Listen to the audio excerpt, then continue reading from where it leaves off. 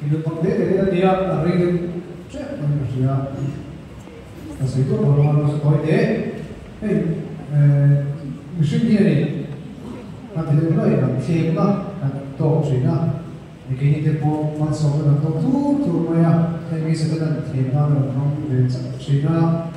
Su musim terkah atau netu ni, ni harus ini. Sebagai itu kalau siap ni so perlu kalau siap ni necor, siap ni nasa sampo, netu itu kan sebenarnya dua. Mana saya mana siap ni memang harus satu pemain di dalam sana.